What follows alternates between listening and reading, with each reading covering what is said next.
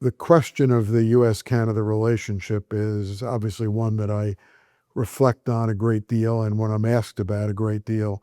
I think it's important to distinguish who you're talking about when you say Canada's relationship with the United States, both on the Canadian side and on the U.S. side.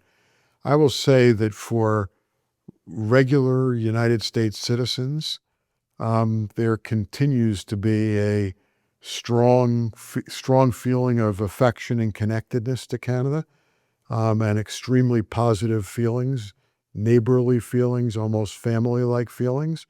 I think among business leaders, there continues to be a very strong connection for U.S. business leaders with their Canadian business counterparts. I think among Canadian government officials, there is clearly a developing degree of uncomfortable suspicion and discomfort with what is going on north of the border. And that is primarily because of the actions and the attitude of the President of the United States and members of his administration toward Canada, which is clearly less friendly and more confrontational than the relationship was with President Biden, with President Obama, with President Clinton, with President Bush, with President Reagan. This is not a Republican or a Democratic thing. This is just the distinction of who is president at any one point in time. One of the things that I do say to Canadians is to remember that the United States-Canada relationship goes far beyond and is much deeper than the United States president's relationship with Canada.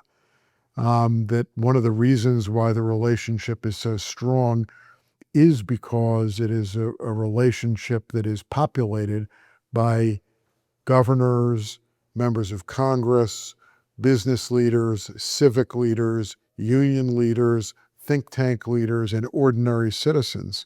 And that when you assess the way they feel toward Canada, there continue to be very strong positive feelings.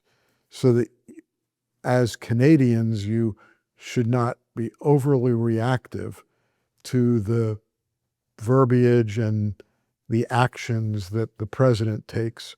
And I'm not, by the way, I'm not attacking those and giving that answer. He's the duly elected president of the United States. He has the right to implement his vision, and Canada has the right to react to that. But in reacting to it, I always encourage Canadians to remember how many friends they do have in the United States outside of the White House.